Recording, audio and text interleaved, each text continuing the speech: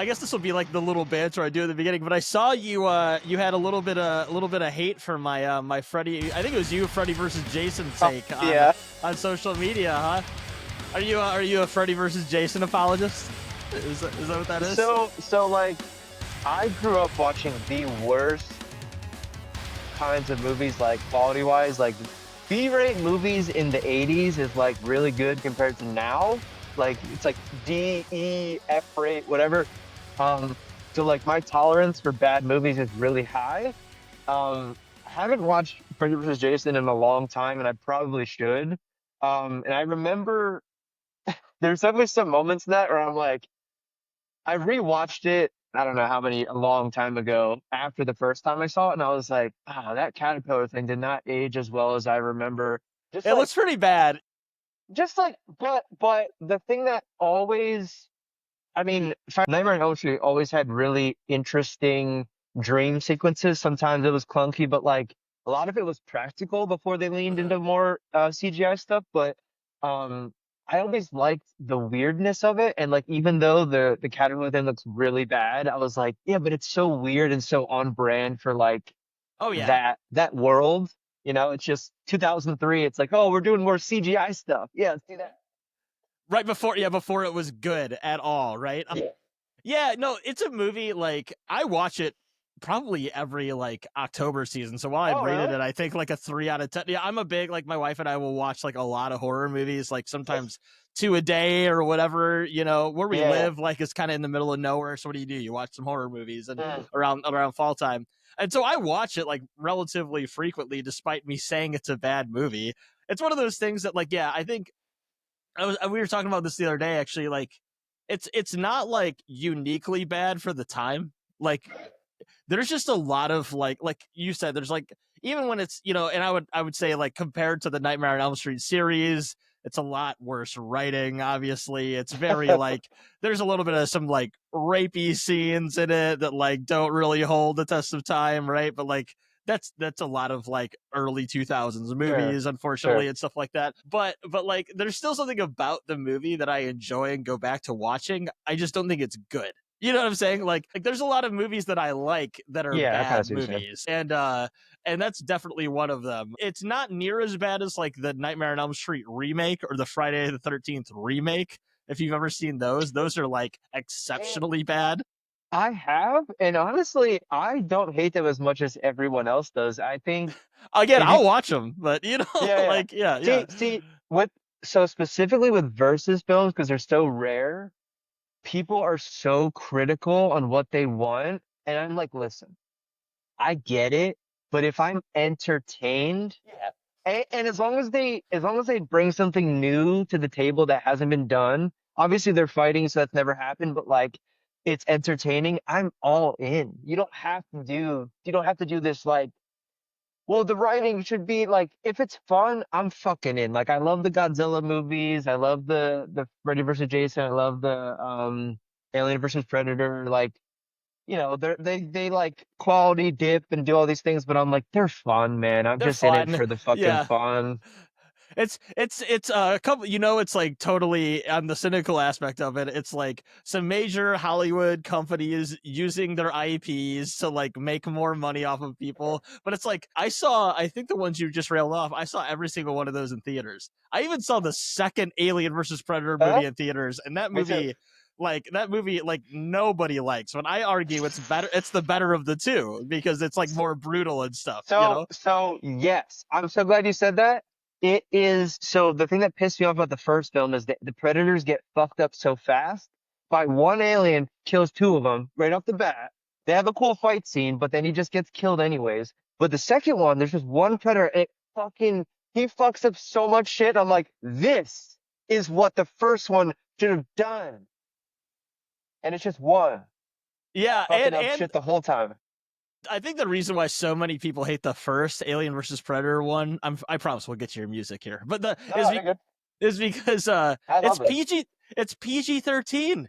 You made Yeah. an Alien versus Predator movie PG-13. Whose fucking idea was Well, that? That is dog and shit. they ramped up the fucking hardcore shit in the second one, doing Oh, like the yeah. pregnancy scene, and like I was like, I'm in. This is awesome. Like I've never would have thought of this, and I'm so glad that you guys thought of this because again, it's a new thing. They're doing weird, disgusting stuff, and I'm like, I'm in.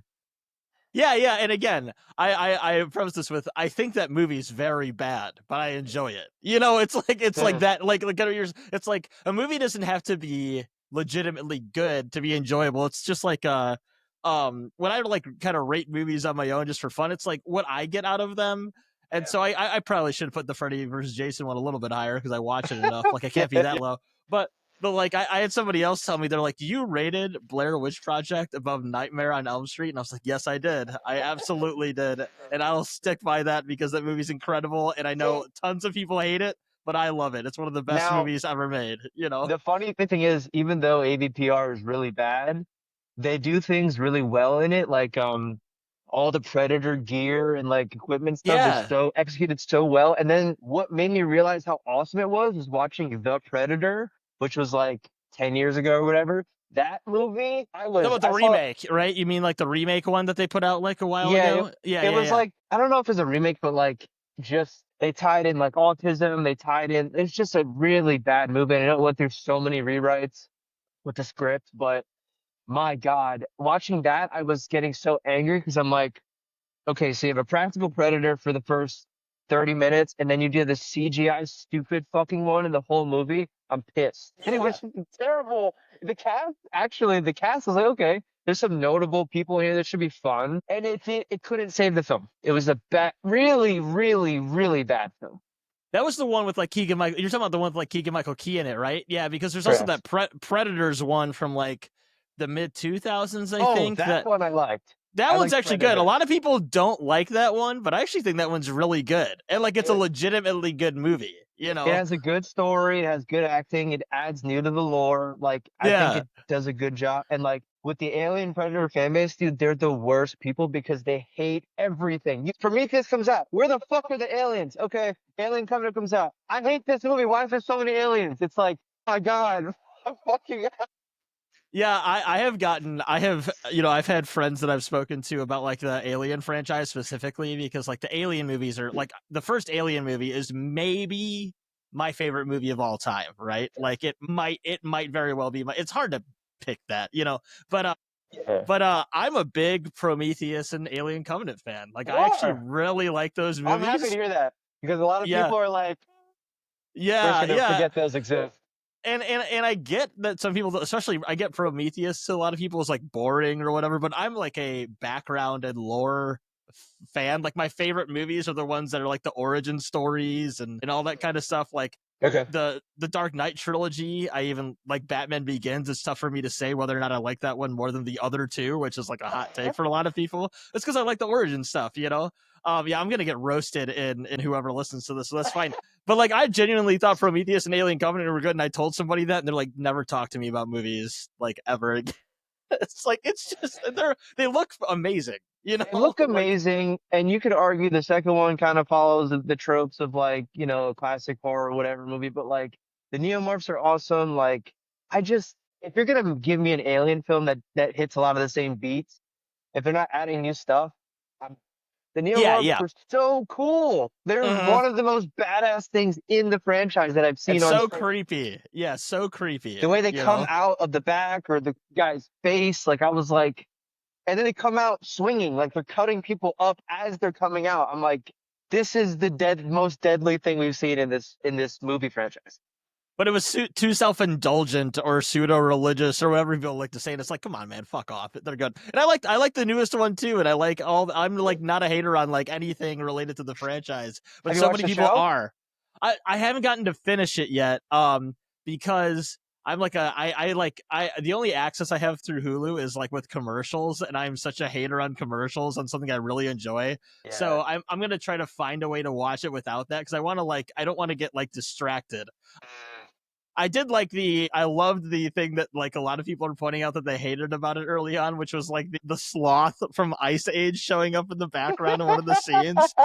And people were shitting on that, and I was like, no, that's incredible. Like I absolutely think it's Well, amazing. but Did you watch the whole thing? yeah, I have. And Yeah, dude, yeah. like, I'm not gonna spoil anything for you, but like that critique is so stupid because it's like they're just throwing advertisements into the thing. It's like it's part of the fucking story, and Disney owns everything. So like they're just, hey, this is what they watched when they were kids. Like it was a cool like effect that they had up where it was like in the background, but you saw her like emoting and then him. Like it was I was like, dude, the guy who made this show is a fucking maestro. He's so articulate with his choices, and also, I don't know how far you are, but focusing on the hybrids as the focal point of the show Yeah, is like aliens are awesome. You and I can both talk about this all day. But the yeah, fact that they're focusing on something that they have never talked about or made in the franchise, and it's so interesting, I'm like, yes, this is how you yeah. make a show.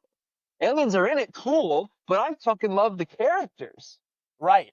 Yeah, they found a way to like really flesh it out in like a really more like thought out like character based way, right? Where like the movies other than like Ridley or something like that or I said Ripley and Ridley's who made the movies. Other than her trajectory, a lot of characters, it's like, they're probably gonna fucking die. Like that's kind of what Yeah, it you is, don't and care that much. and that's just like the nature of the franchise, which is fine.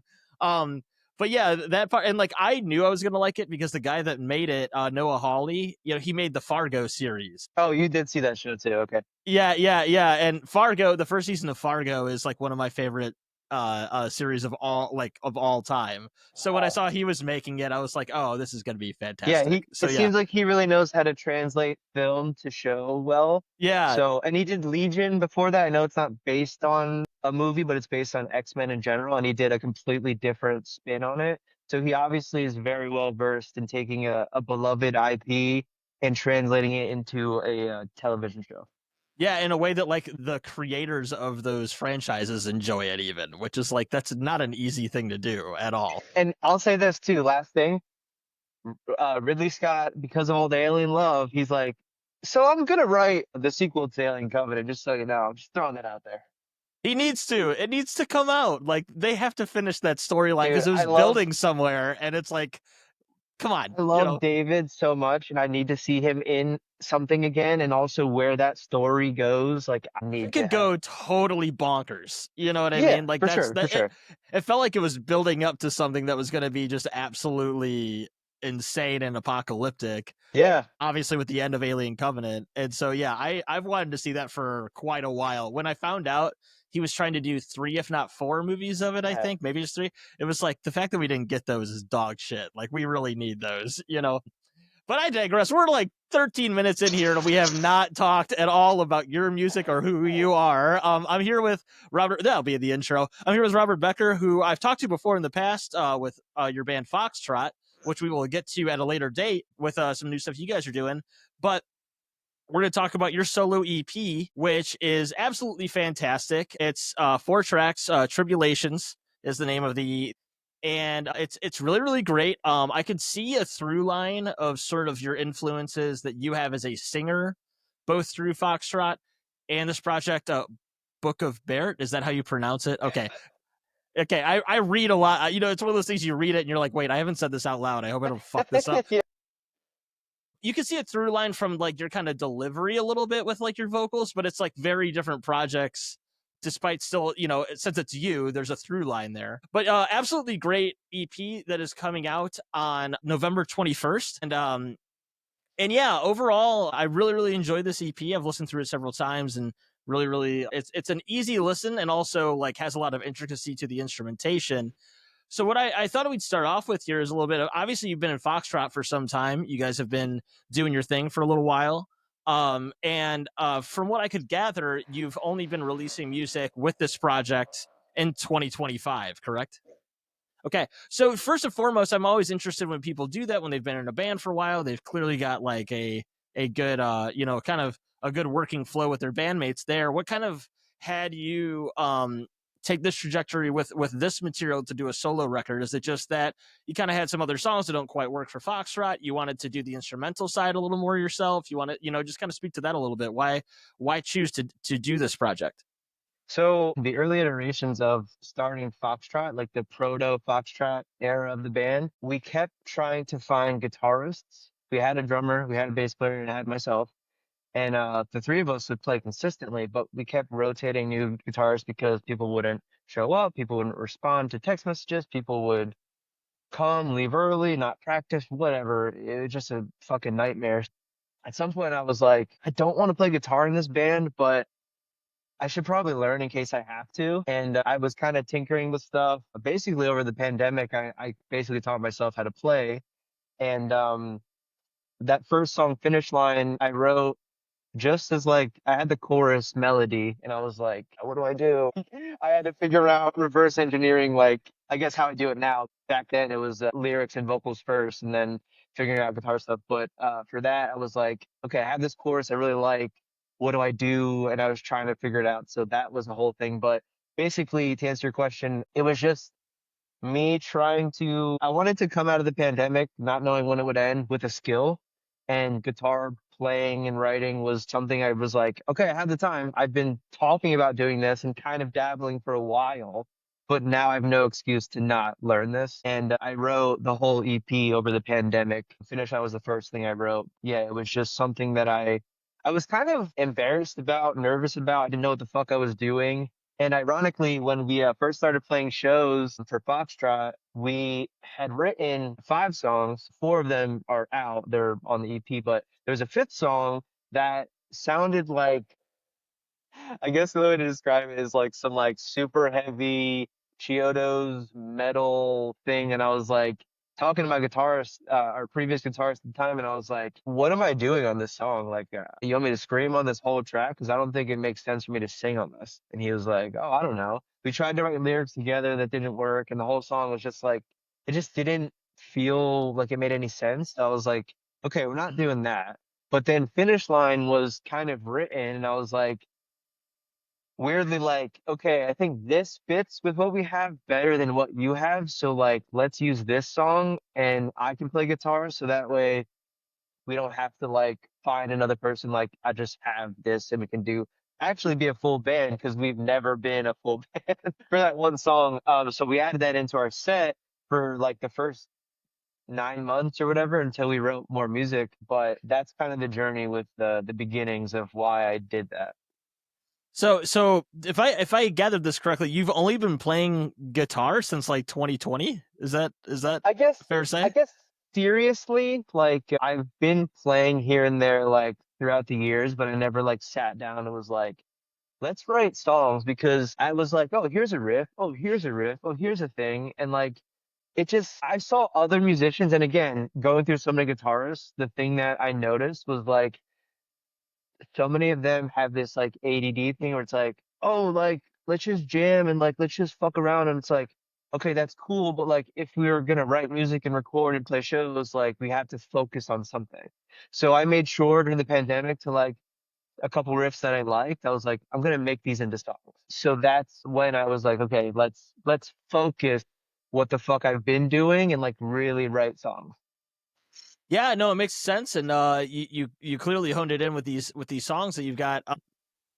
I'm curious a little bit too to dig into it a little bit deeper, just for maybe people that'll hear this for the first time too that maybe haven't checked out Foxtrot before. Which again, we'll be doing an episode about your guys' music again coming soon. So I don't want to talk too much on that, but kind of what is the difference you would say between, other than you playing guitar primarily on these, obviously compared to your band, what's sort of like the difference in style and songwriting process and trajectory, etc.? So I guess the way that I would view it, I mean, like you said, I'm like the primary songwriter in my solo projects. I write the vocals, the guitar, I dabble in bass and drum ideas and whatever. Just having more control over control is a very strong word. It feels weird to say that out loud. But just I just mean, it's the having case, more, so yeah, yeah, yeah. just more of my vision of what I think the song should sound like versus Foxtrot. It's like more collaborative, less me strong arming. Even though if there's something I really want, I might push for it. But so I guess sonically the difference, I'd say my solo project is a bit more I just like more obviously R&B inspired and like jazzier and like simpler, truthfully, because I can't play like my guitarist. And I also like he plays guitar on some of the songs as well. So it's like kind of this like incestuous thing, but like there's also lead stuff that I wrote. So it's like it's really just an exploration of like I'll write the whole structure of the song and like map it out vocally, rhythmically, if I have some lead ideas, whatever. And then if I'm like, okay, I'm kind of stuck, or like I'll throw something at Austin and like we'll just go back and forth, or he'll take an idea I had and like change it slightly or do his take on that. So it's still collaborative, but less, I guess, because it's just more of my vision. But I'd say definitely it's more like obviously R&B inspired, funk inspired, jazz inspired versus like prog, um, whatever the fuck you want to classify Foxtrot as. It still has those elements. It's still like progressive, but I just don't play like Austin. But some people are like, this sounds like Foxtrot. Do you play guitar to Foxtrot? I'm like, no, I don't. Like, that's very nice you said that, but I'm not that good But to play it. to be, you've got some great riffs in this and some cool stuff going on. Foxtrot's pretty nuts. Like it can go Yeah, pretty crazy. Yeah, yeah, yeah.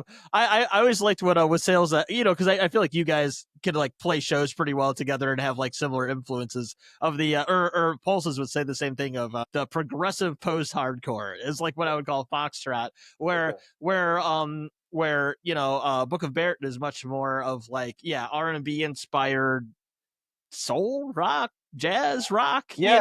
So so the vision actually for it was to basically take a kind of like if Foxtrot's too busy and annoying for people, I wanted to write something that was more digestible while still having those like little tinges of like, I want to get a little more progressive here. So basically like writing pop songs kind of and then making them more complicated slightly, but still structurally it's a bit more digestible. It's easier to listen to.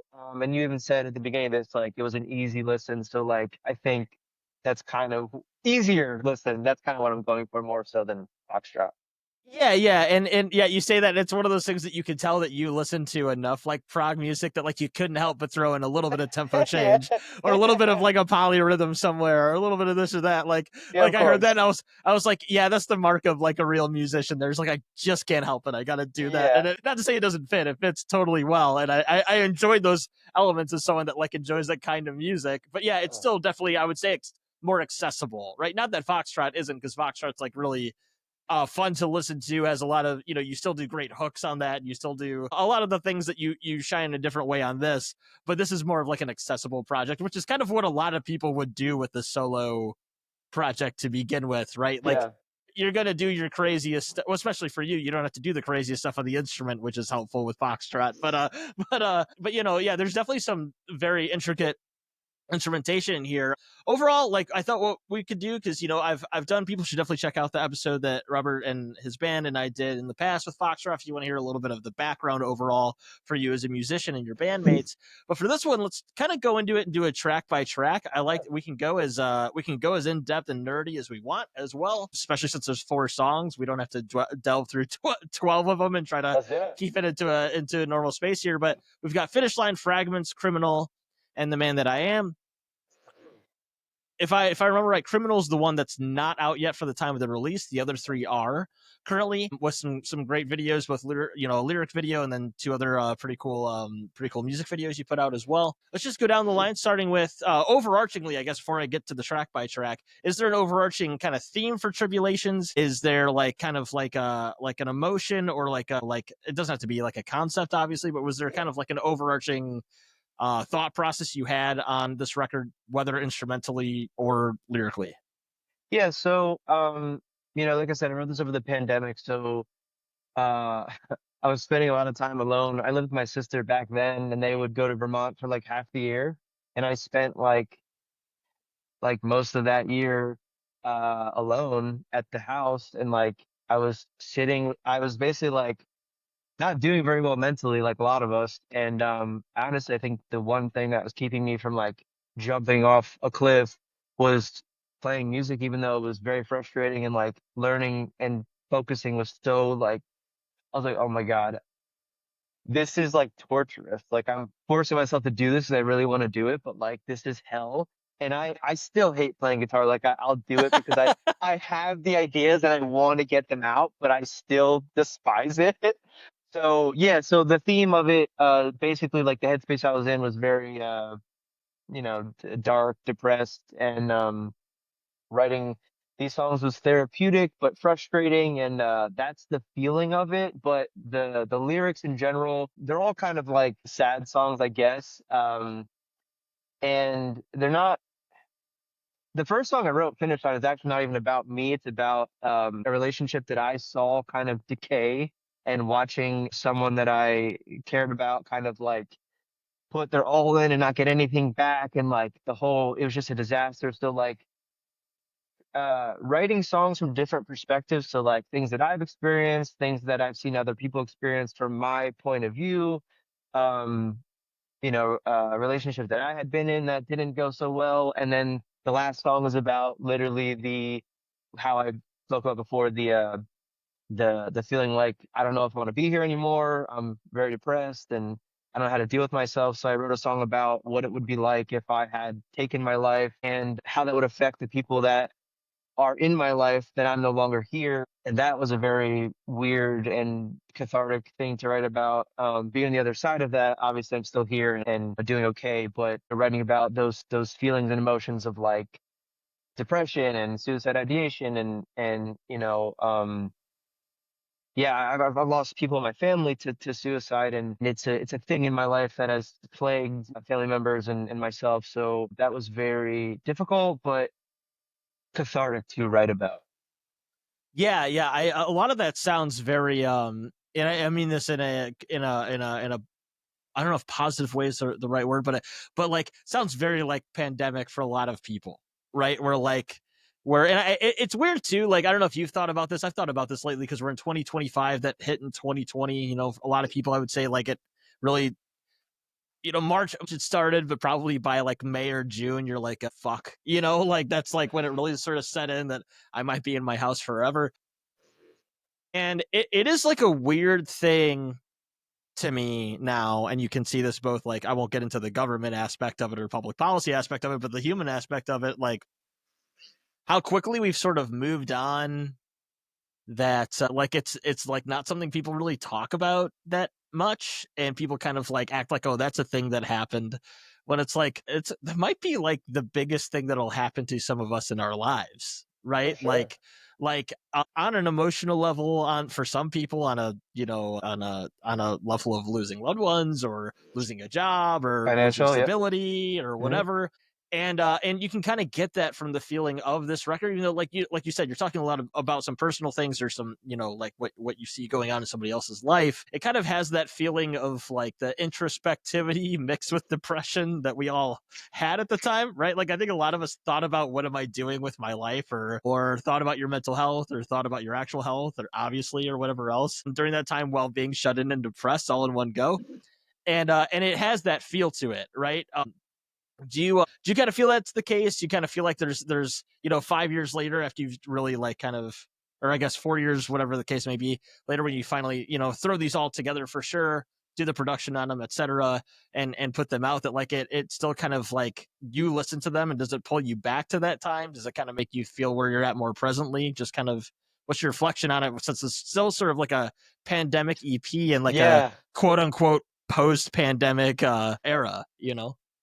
it's so strange. That's a good question because I mean, it's weird because you listen to this stuff so much that Yeah. it's like it like comes in waves as to like what does it even mean? Do I even like this? Like it's such a strange I have such a strange relationship with it now. But like I mean the lyrics will always be what I wrote them about. And again, I'm not writing them in a way where it's like if you weren't there, you don't get it. Like I made sure, Right. and I always make sure, no matter what project I'm writing in, to write about something that is important to me or something I want to talk about, but in a way that's like can be generalized so that regardless of whether the person knows that I was on the edge or, I just was having a bad day, whatever, I want them to take it and be like, have their own interpretation of like, oh, when you said this, I actually this. And I was like, well, that's what it's about. That's what that to me, that's what music is about. I don't want to spoon feed everyone every single thing unless they ask. I mean, I'll tell them Yeah, yeah, gladly. yeah.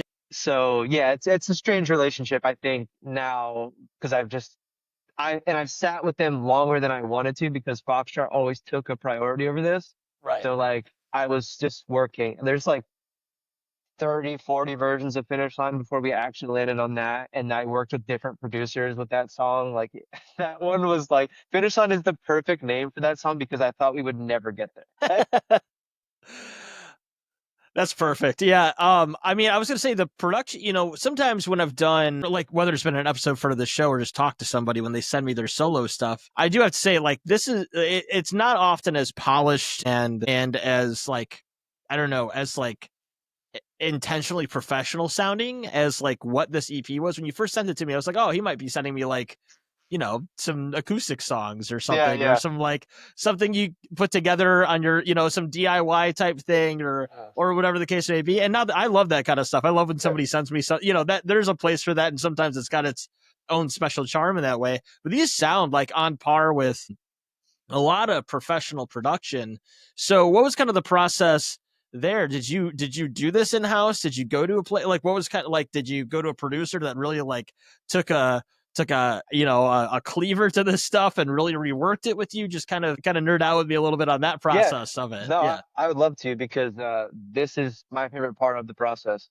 Um, I realized during the pandemic how much I love songwriting first and foremost. Like I like singing, I like writing, but it's really like the songwriting part of the process that is my favorite. And I became so obsessed during the pandemic with listening to song and like paying attention to like structures and reading books on songwriting and like just really honing in on like what works, what people do, how to experiment with things. And like I said before, I was basically writing pop songs and then experimenting with like different ways to kind of give someone a pop song that's not exactly like always intro, verse, chorus, this, just like playing with those structures. And in terms of the production side with doing that, I've just been taking notes. So like we did the Foxtrot EP, and actually Finish Line was recorded at the same time as the Foxtrot EP. So like we did those 4 songs and then we also did Finish Line in the same session. So Jared actually plays bass in Finish Line on that song. Austin plays guitar, the lead guitar in that song, and then I wrote the rhythm. So like the connection with the first EP and Finish Line is kind of closer than the others, sonically. Some of the tones and some of the stuff. Yeah, no, I paid attention to every single session that we sat in. Like when we did the Foxtrot EP is the first time I've ever like professionally recorded vocals, and I learned a lot about what I liked about the process, what I didn't like, what I was good at, what I was bad at, whatever. And I just was really paying attention to things we were doing in the studio, things that I was doing when I was by myself in the studio, and then just other bands like mix specific mix things that I liked. I just really just documenting all these specific things that I really liked about music that I honestly never really paid that much attention to until I started writing songs, and I was like, I can do this. I like this panning effect. Oh, this guitar tone, he's using this, like just all these specific things. And I was really just creating a list of stuff that I really enjoyed and trying to bring that forth in this solo project. And they all started off as acoustic songs. So everything you heard on that record is me and my acoustic guitar just figuring out a structure, a melody, a progression. And then what I did, again, writing pop songs and then making them more annoying with all the band stuff, the drums and stuff. Just basically all the things that I liked about the acoustic version, just ramping up those moments and those specific. Because to me, my favorite thing about music is when you have those moments, you're like, that part really hit, or I really resonated with that bridge, or the way that this transitioned. Like, I love those moments, and I tried to pay attention to, those moments on this record specifically when I was writing it in the studio and acoustically and just arranging it.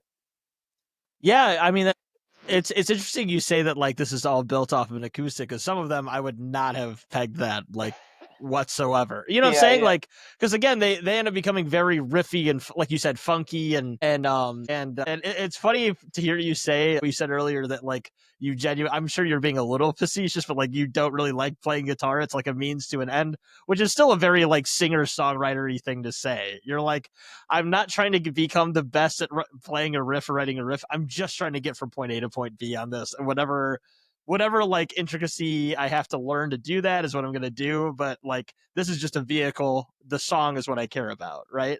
Yeah, I think exactly. people often go down those two paths. I heard somebody say that years ago, where they're like, you have two paths for somebody that plays guitar, plays any instrument. It's trying to become the best at what they can do technically in their craft, or people that are just trying to find a vehicle to portray songs. And oftentimes, as someone who like has played guitar for a long time, used to try to focus on being able to play every Metallica solo or every whatever. I found myself like years going on, it's like I don't really care about that either. Like it's more about like what do I have to practice to where I can do this thing that I want in this piece? And if that's what you did, I mean, I know you said you obviously had some help on some of the guitar overall instrumentation wise on this, but like there's some pretty intricate stuff. So clearly, like despite that fact, you still had to get pretty good at it. Yeah, so here's the truth about my real relationship with like what I wanted to achieve in terms of like complexity and like simplification. So I when I took the acoustic route of like let me just write songs that I like that are good in my opinion, because I was like, if you write a good acoustic song, that's always going to be good, and you add stuff to it, it just maybe amplifies what you already had. And I was like, if I can write a good acoustic song, four of them, they're gonna be good if I add the stuff that I want to add to it or whatever to make it cooler. But you know, the thing that I really focused on that is kind of hilarious to say out loud is the genre math rock. I don't really like math rock at all. I'll say that honestly. I don't, but there is things I do like about it, and maybe it's like math rock or Midwestern emo. It's like there's a genre of music that's, you know, the fucking writing in 9/4 and whatever, and then the vocals are always like sound so terrible, like they're just like some fourth grader yelling over, you know, twinkly guitars. Now there is things to like about the music. I can't say I completely hate everything, and the thing that I really focused on about math rock was I really like the chords they use and the progressions. So with this Yeah, project, I took inspiration solely from math rock instrumentals. I was like, I could do basic chords, but that's fucking boring. Let me take some inspiration from these assholes who are writing all this crazy shit, and let me take some of those progressions or see the what I like about this music and apply it to music that I want to create that is oddly inspired by math rock, but I don't even like math rock. So I basically took a genre of music I don't really like and made a version of it that I would like. that's you might be the first person I've ever had on here that's like I got major influence from a genre I fucking hate. Just It's like intentional. It was and on it was purpose. intentional. Yeah, yeah. Which inadvertently probably got you to play some like really weird ass jazz chords is what it like boils down Exactly. to, but like it's a different Exactly. way to think about it, right? Yes, exactly. Well, you kind of went over a lot of the stuff on these songs to varying degrees, but like let's still break them down and see if there's anything like specific you want to go. So let's start with Finish Line. You talked a lot about it. It's the most Foxtrot adjacent one. You kind of gave a little bit of insight on it, but just go ahead and break this one down as detailed as you want. Where do I start with this? Yeah, like this is the first song, the first actual song I've ever written. And yeah, I just had this melody that I wrote, and I was just like, this has to be something. And I am the definition of like, if I have an idea or there is a way to do this that I don't even know how, I'm gonna make it happen. So like I just took three different riff ideas and kind of restructured them and like smashed them together. So Finish Line became three different ideas that I put into one. Some people like are like, it's really cool. Like I like this. Some people are like, I'm really mad that you went off into this tangent on the bridge, and I'm like, sorry, you don't fucking like that. Like, it's just like I it's loved very, it, by the way.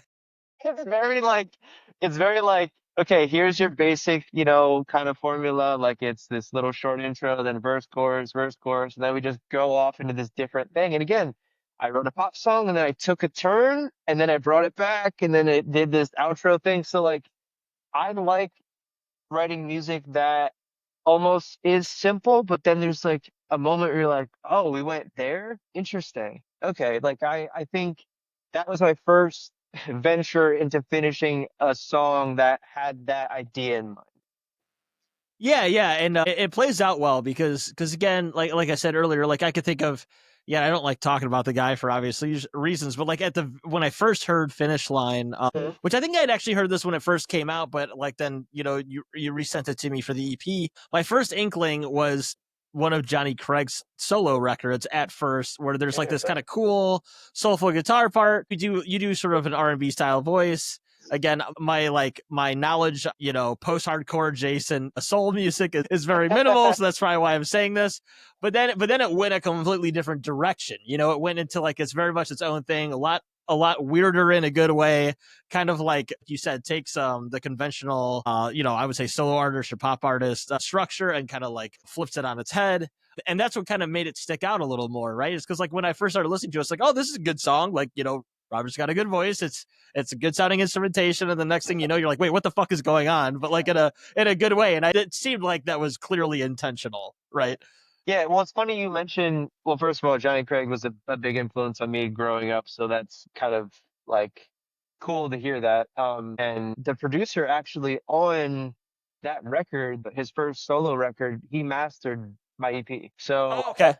I didn't know that he wrote guitar and drums on that record. I didn't even know that. Like he was telling me about this and he was sending me like specific details about the recording process with him. And like, he's like, oh yeah, we did this. And I was like, what the fuck? And I had no idea he had written anything on that record. And then I, I was like, wow, I love that record. Like, it's so cool that you're doing this for me now. It just kind of came full circle. So it's funny that you mentioned that. I just wanted to add that in there. Yeah, yeah, well, it's because there's not too many people that have like been in sort of this like I don't know what you would call like post-hardcore whatever space that have done a record like that. That's why he like so clearly sticks out in that front because his wasn't like straight up R&B pop. There was like a lot of guitar influenced stuff that clearly I guess ended up being from that guy that you're referencing. Yeah, But it like is Stephen sort of Hawks is it. Stephen. okay, okay, cool. Yeah, good to shout him out. But like that kind of like balance, you don't see that often. I feel like maybe like Emarosa and their Yeah. newest iteration pulled that off, or like, there's clearly artists out there that have done it to some degree. But as a solo artist, it's like there's only been a few things I can point out that have kind of been in that vein. The thing too that is important that I made and I referenced that record actually something that I didn't want to lose the riffs. I didn't want to lose the guitars. Like I was gonna go solo, but I didn't want to just be like, all right, well we're gonna do beats and I'm gonna be an R&B singer. I was like, I like riffs. We're still gonna have riffs. We're still gonna have stuff and like I wanted that to be represented in the writing, but also the mix. So like even though it's my solo project, the riffs are still very prominent. And I was very intentional about please turn up the guitars. Yeah, the song I was thinking of from that record, from 2009 was the "I Still Feel Her" Part Ah, 3 because interesting. that Okay. one because that one has like such a defining riff in it, and it's a solo Yeah. record. And in that instance, he doesn't play guitar even, but it Yeah. was clearly such an important role to still have that in there. Like that's kind of like also like some of the like sonic elements you use kind of feels somewhat similar, not exact at all, but like in that kind of vein again of like what I guess like soul post hardcore rock, I guess, Yeah. like Whatever. Yeah. All that stuff. yeah, whatever it's called, that thing. We'll come up with a genre at some point. But next one is Fragments, which again is another one that's been released. A really great song. Go ahead and break this one down for me. If you want to go any more depth lyrically or sonically, etc. Yeah. So this one, so I love twinkly, like pretty sounding like songs like Lilac Kings does a lot of this stuff. This band Macari, who I'm a big fan of, Love they Makari. do Yeah, a lot of stuff like this. And I basically wanted to write a song like Macari, specifically. Their first record, Hyperreal, was a big influence on this song. Their song Better and Fractals specifically, those guitar tones and those like just the openness to a lot of those guitar things that they're doing. But I was like, I'm not a fucking play like that. So I was basically just like, this is my version of writing a song like that. It became its own thing, but like I really like the pretty sounding stuff, and I leaned as far as I could into that prettiness. So like that intro of Fragments is it's all finger picking stuff with delay and reverb, but then I also got a violinist to kind of play and add cello, and so like it really ramped up so like the riff itself is very emotive, and it makes me, the whole song was about getting lost in nostalgia, and I wanted to write something that made me feel nostalgic. So that riff in the beginning is very like floaty and very like it makes me emotional when I wrote it and when I listened to it. And I wanted to ramp up those feels, so adding the extra arrangements with the strings and things really added to those feels. And I also, with that, I wanted to change up again, throw a curveball, and do something bouncy and like fun and energetic.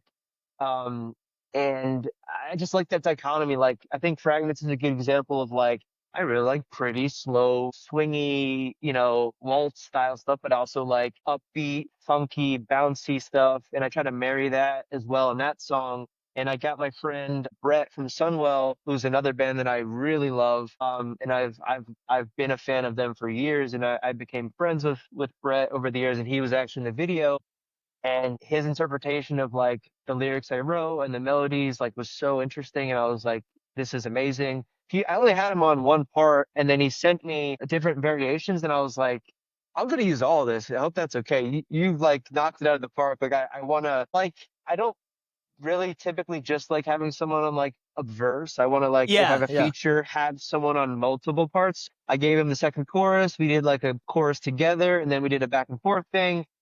And then my girlfriend sings on the song too, which is really cool. I noticed that. Yeah, yeah. At certain parts of, was it the what was it part of like the post? I don't know how to describe It's things, but like yeah, yeah, the middle of the song, the heavy, yeah, like yeah. whatever. Yeah. Yeah, yeah. Whatever you want to label some of the sections of your songs. Yeah. Yeah.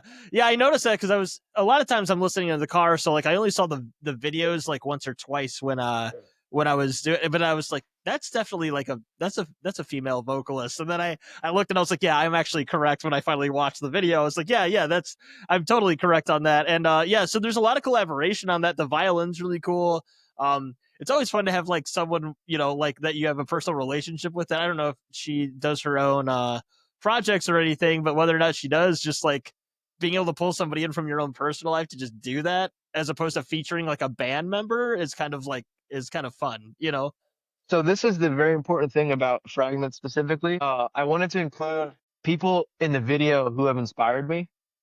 So I had invited other people who couldn't do it, who I was just fans of. I think some people that I think fucking Sierra was one of the people. She couldn't make it from What Sails Ahead. Like just people who I genuinely have inspired me or impacted me in some way in my life. And all those people in the video were people that have inspired me and have helped me in my life. And the whole song is about not getting lost in nostalgia and being present. Like you said, having my partner on the song singing, who's never done anything professionally recorded. So being in the studio with her was a lot of fun because obviously I'd written this song and I had an idea, but it was like her take on it. But she was like, do you want it like this, like this? And I was like, here's what I wrote. Do your own thing. Like, have fun. It's And your she was, part. Yeah, do it. yeah, Yeah, yeah, yeah, yeah. she was nervous, but she killed it. I love what she did. And a lot of people have commented on liking her part specifically in the song. And I was like, well, that's great because I think she did a great job, but I'm glad other people enjoyed it. And working with Brett again, just so much fun. And again, just being a fan, it was like, I've done this thing in my life where because I'm so headstrong on doing something, the people that I like love or like look up to as musicians or artists have a lot of them become my friends. And this is just another example of like people who are just so much more talented than me that like believed in me and like gave me something, and they just added to the music or added to the video or just supported me, and it was just such a full circle thing, and the video turned out really cool. And I was just like the whole experience of the writing it and it coming together in the video, it just all just came together in a cool way. When it comes to the videos, because as of right now, at least the two that we've talked about are the ones that you have videos for that you've put out. You have a lyric video as well for one of the other ones. Do you have a lot of input on that? Or are you one of the guys like when you do this project, you're like very hands on with the video, or like what's kind of your take there? Because as someone who wishes I could have like the mind for that. I am so like I can do music, man. If I ever do something like that, somebody else has to take the reins. I can't. There's no fucking way. Dude, the longer I've done this, I just become so obsessed with like loving the processes that is doing all of this. And like, truthfully, I wanted to be an actor for a while. And I did a music video for, I didn't film one, I was in one for my friend's band, So Much Hope Buried, their song Idle Hands. They needed an actor, and I was like, I mean, I don't think I'm an actor, but I'll do it for my friend. Like, that'll be cool. And I did it, and they were like so like happy with my performance. And I'm like, did you really? Like, I was like, I think I did okay. Like, I hope you guys liked it. And they were like, you did amazing. And I was like, are you sure? And then I watched it. I was like, oh, it actually turned out pretty cool. So with the video conceptualizing, like I worked with the videographer Ian Bell. He's based out of Baltimore. He shot our video for Retrace and Bass with Fauxtrot, and then he did the one for Fragments for my solo project. And I was very hands-on with Fragments because like I spent so much time with this song, and I was like, I need it to evoke the visual needs to evoke a similar emotion that the music does. And he did a really great job. And even with the weird like bathtub stuff Yeah, yeah. he had it was just fun because like I've known him for a while now and we've become friends and like he kind of like gets what I'm after and like he allows me to be weird, which is a lot of fun. So I'm very hands-on. The more I do this, more and more hands-on with the more stuff, especially like video treatments and concepts and stuff. Yeah, no, I mean, it looked fantastic, and it also looked like a lot of fun to make. So that's why I was curious. And that's cool that you, I mean, especially for a solo project, I'm sure you'll do it with your band as well. But like, makes a lot of sense that you'd be very hands on with it because it's kind of you, you know. Yeah, So yeah. you know, but not everybody's like that. Some people just like offload it to somebody. They're like, I trust that you'll do something cool, and that works out fine too. But that's a lot of fun, and yeah, it's cool. It's cool to be able to enjoy the Yes. that aspect of it because some people just don't. You know, sometimes it's like you got to make a video. And like I said, me playing guitar was a miserable experience. Like it was very difficult for me, and I still hate it to a large degree. But the last thing I'll say about Fragments too, because this is very Macari inspired. Eric from Macari, he's a friend of mine now. I sent him the track before I had finished it. It was like in one of the mixing phases, and I was like, we've talked before, and I had never sent him a song, but I was like, I'm gonna tell him that I wrote this song inspired by his band, and I'm curious. I just like we've been honest with each other, so I was like, I want him to be honest with like what he thinks. And I sent it to him. He's like, dude, this is awesome. He's like, I can hear the Macari influence.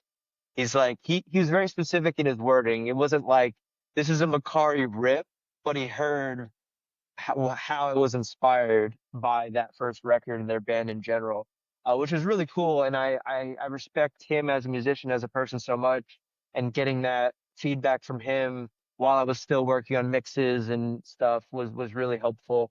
But shout out to Eric from Macari. I love him and I love his band so much. Yeah, that band's incredible. That their latest record is one that I feel like has been one of the most slept on records of the last couple of years. And like I don't mean that in that no one listened to it, but like it should have just like broke barriers for them with how good it is. I know you're talking about That's the great. first one, but the Yeah, newest one is like the new one's absolutely great too, fantastic as well. Yeah, yeah. Yeah, fantastic band that deserves like triple the amount of fandom that they have. for sure, for sure. Going to the next one, which is the third track, Criminal. It's the one you have not released yet to Yeah. date, which I'm guessing means it's the one that'll be out when the EP is released. Go ahead and break this one down for me. Okay, so this one was the one that I was like, okay, I'm gonna write a very annoying guitar riff that I can't sing over, and I'm gonna just run with it. And the inspiration behind that concept is I don't know if you're familiar with the band Era. Yeah. Oh, yeah. Yeah. Yeah. So Jesse Cash, I listened to a lot of Era during the pandemic. I think their self-titled had come out or was coming out around that time, maybe. I That's my remember favorite record by them, I think. the Like, I self-titled. love that record. Yeah. I love that Yeah, record so much. Yeah. it's great. And I watched interviews of them in the past, and Jesse had mentioned he's like, someone asked him, he's like, how do you balance like writing riffs and singing? Like, do you think about like, oh, how am I gonna? He's like, no, if the riff is cool and I like it, I'll just figure it out. And I was like, that's the mentality I'm gonna take. I can't sing over this riff right now, but eventually I think I might be able to. So that song, yeah, I wrote a cool riff and I was like, I had some vocal ideas, and I was like, "Ugh, this is gonna be so fucking annoying to play and sing. I'm gonna cry." But it challenged me in a way that some of the other songs, not, I mean, everything was difficult for me to write, so they were all a fucking massive challenge. But this one was explicitly challenging with the technical aspect of the progressions and the off time strumming and just the stupid shit that I was like, that's a good idea. Let's do that. That's cool. And the thing that was really interesting in the studio, I had written a bass line and I was like not sure about it, and we were kind of like messing with it, throwing ideas back and forth. And then Austin was actually asleep in the studio, and he woke up and he was like, "I have an idea." Took the bass and he was like wrote this fucking stupid ass bass riff, and I was like, looked at my producer, and then I looked at him and looked back at my producer, and we just knew. They were like, all right, so that's the bass riff. It's fucking insane, but and then because of that, and we liked the bass riff so much, we actually had to change the guitar riff that I wrote to make it even more annoying. And then my producer was like, "Are you sure you want to do this?" And I was like, "Yes." So I took the challenge that I already had and I made it worse for myself. So that song was just a fucking nightmare. But the thing that I wanted to do on this song specifically, and I'm sure you picked up on this hearing it, what being one of the only people to hear it now, I wanted to lean fully into the R&B influence. So that song literally has like a straight up R&B section that had a lot of fun writing, but the working on it, because I don't want to just do stuff to do stuff. Ever what I'm interested in, like I said earlier, song is king. Like that's the most important thing. So if I'm gonna do something weird, it has to make sense how we got there. So figuring out the right way to get into that was interesting. And no one knew how to make a beat. So like I was working with a producer who didn't know how to make a beat, but he had an intern who made beats, and he was like, "Oh, I can help you." And it just went through so many iterations. And then the guy who mixed the record ended up making something inspired by the beat that the intern made. It was a whole thing. But that song was just a whole fucking thing that I was like, I really want to challenge myself creatively, just structurally, playing and singing. Like I wanted to take on like the full course meal of a challenge that I can handle at the time. And that is Criminal, pretty much. Yeah, I mean, this one's definitely. I think it's fair to say it's the most intricate of the songs instrumentally. And what you said is like that's super era, and it's also funny that you say that because similarly, I don't like listen to this band a ton, but I remember hearing an interview a while back. It could have been 10 years ago now of Vic from Pierce the Veil had a very similar state. People would ask him because his 4-piece band. He's the lead singer and playing sometimes lead and rhythm and all this kind of stuff, and he was like, I literally do not think of how I'm going to play and sing this at the same time until after the album's recorded, mixed, and mastered. And then we go into practice and I have to figure it out. And he said some of their albums that they did with their more like where there was some more technical stuff going on and craziness. He was like, I'm not sure how I'm gonna do this. So he said he would have to like lock himself in a room for like a week because he had written something like Yeah. months prior where he obviously like played guitar and sang separately, and then you get down to it and you're like, well, I guess I have to learn how to be like the best multitasker on the planet because I fucking did this to myself. To that point, I made it also my mission to like in a room with people, being able to play what we recorded. So I made sure that everything I wrote I could play, or if I spent enough time, like, from start to finish, playing it all the way through with the modifications and everything that we did, I could still sing and play eventually. So like that was my mission after it was done. And also while I was recording it, I was like, okay, how do we change it? Let me film this because I will not remember how the fuck we changed this riff up or whatever. So that was definitely front of mind for me of like, I wrote this. I want to also be able to play and sing it in a room with everyone as well. Yeah, and kudos to you because that's fucking brutal. As someone that like can at times scream and play at the same time, but like even it takes a lot of practice, let alone like what you do with this stuff. It's like the separation you have to learn to do with your brain. It hurts to think of sometimes, you know. I But no, I love it torturing myself. That is the yeah, key to doing this. That's just torturing myself. and that's the key to being a good musician. So it all works out. No, but no, a great song. It's tough to say. I think it's tough for me to say even with 4 songs, let alone people give me a whole album what my favorite one is. But instrumentally, this one was like a highlight, I think, for sure, which you clearly made a distinction of doing. To get to the last one, The Man That I Am, that closes out the EP, again out November 20th. Go ahead and break this one down for me to kind of wrap things up on the EP. So this one was interesting. I think at one point this was actually a part of Fragments. So Fragments Fragments was kind of a segmented song as well. And there was a version of this song that was a part of Fragments. And the whole song was like 6 or 7 minutes, even though Fragments is like almost 5 minutes. And I was working with my guitar teacher at the time, and he was like, "Why don't you just like cut this part out. Like just, make that into another song." And I was like, I didn't think about that. That's something to think about. And what's funny about the structure of The Man That I Am, so I did something very intentionally. The chords, there's like certain lead notes and things. So The Man That I Am is actually made up of everything that prefaced it on the EP. So like there's the main progression, the chorus is similar to the progression of the intro and outro of Fragments. There's like a slide I do that is very similar to the slide on the verses in Finish Line. So like essentially The Man That I Am is like a summary of the EP in a way, but it's also its own thing. It's not just like, it's not just like taking specific parts and just smashing them into a song.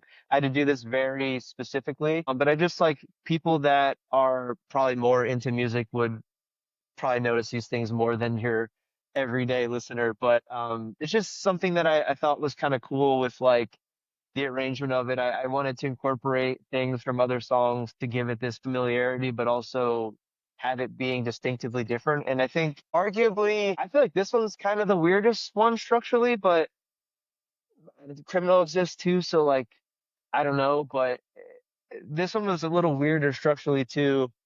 There's only like 2 choruses that repeat, but the second chorus is different. So like the whole song is kind of like this weird, like it has a flow, but structurally it's weird. And I just really liked that it again made sense from part to part, but it's still kind of weird. And that's what I wanted. I wanted it to still be digestible, but also like, because at the end of the song, I switched to like 5/4 for a couple beats, and like no one who doesn't know music would know. But people, Yeah, I've, right, I've, right.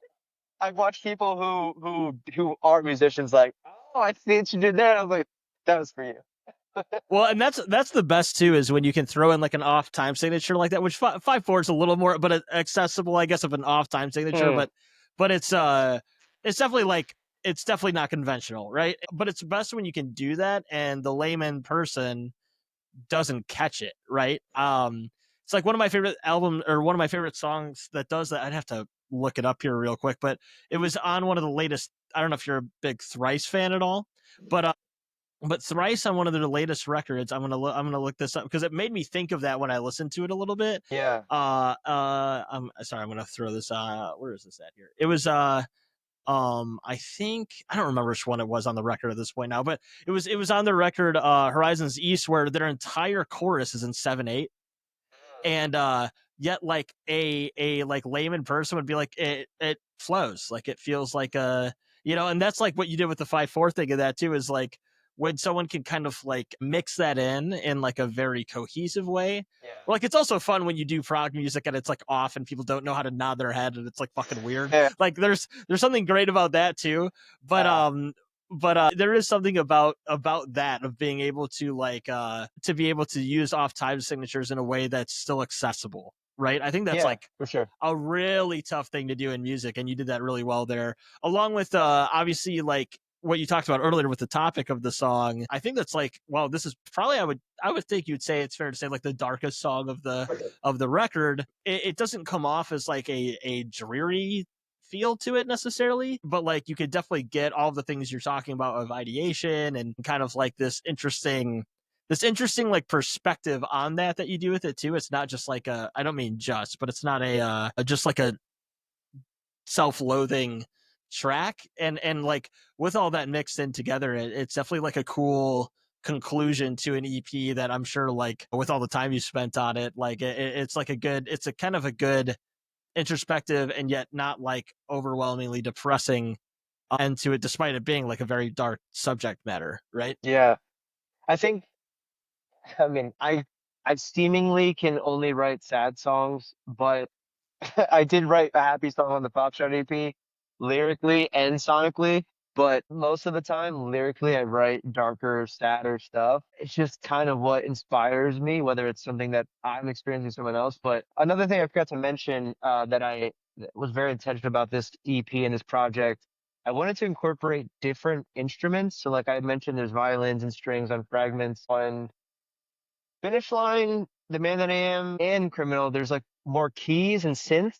So that's something that we've never done in my other bands. So I wanted to play in that sandbox more because I hear about, and again, I've heard it myself listening to music, how subtly or not subtly they incorporate keys into music.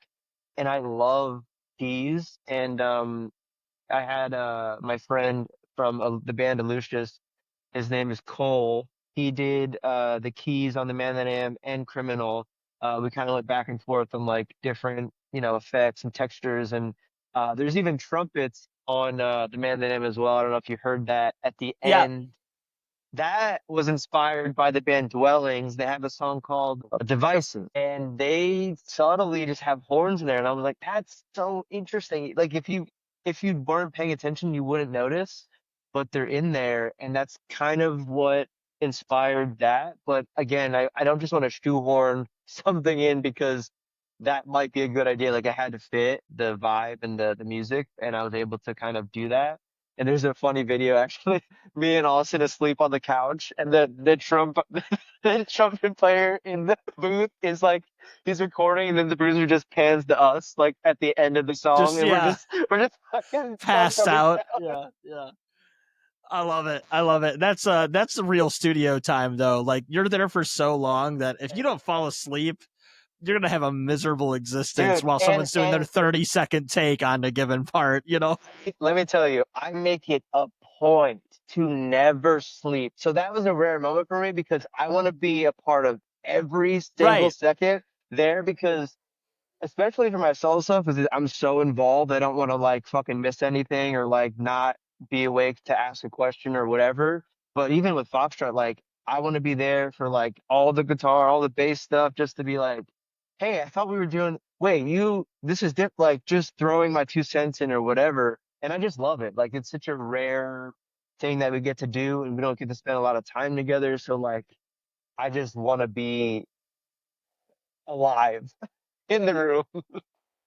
Yeah, well, let alone like I could see somebody for a for like a band recording that you're like, I got my parts done. I'm gonna crash for a little bit. But yeah, when it's your own thing you're putting out with your name, I mean, I know you use like a you're not solely like just using your first and last name for this, but like it is your solo project. Like it's tough to like find a way to like relax and let somebody else just do their thing. Like you do kind of got to be like the co-producer there, even if that's not your label, right? So it does Yep. make sense, but it is funny that at that moment you still find a way to like just finally crash, Yeah. and it all works out fine because the recording turned out great. Well, again, Robert, thanks so much for going over this and also talking almost as importantly about discourse on the Alien franchise for the first 15 minutes of this. Go ahead and plug where people can find the record when it comes out again, just in case, where people can find you and what's going to be going on with this going forward. And then again, I always pick a song to play at the end. I do want it to be one of the three that's released because I probably will put this out prior to the actual release of the EP. But pick one of those to play at the end for the recorded end of things as well. Okay. So you can find me at book_of_beart, Beart. I'm a fan of coming up with names that no one can pronounce. It It's is a pretty Bear. easy one. It's okay. It's all right. You got it. Some people struggle and they say all kinds of crazy shit. When I first talked to you about Foxtrot, Yeah. Yes, you can find us on Instagram and yeah, mainly Instagram. I guess we're on Facebook too, YouTube. And then what was the other thing?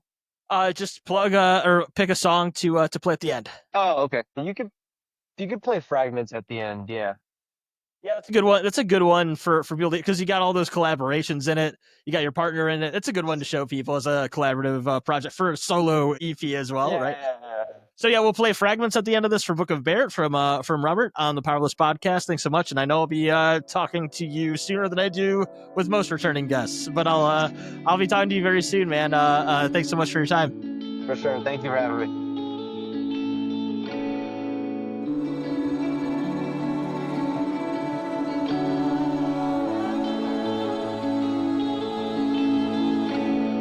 Pacing this parking lot, tracing my inner thoughts, but nothing's working. The price of what I'm not, hoping that you forgot all about me. Can you hear me?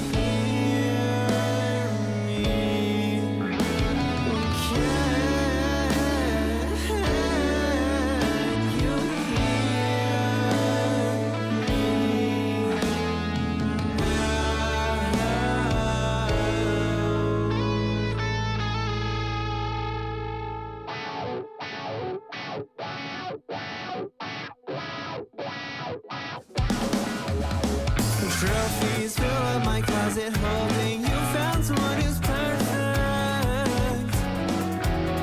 Collecting dust on the shelf, I was looking for somebody else. Damn, what a waste of a beautiful face. Mistake eyes and a tongue as sharp as razor blades. You have no spine. Lost all direction, can stare at my own reflection. It's haunting. Back to where we started, never been the same since we've parted. Just breathe. A sorry excuse on the person who plays games with the truth.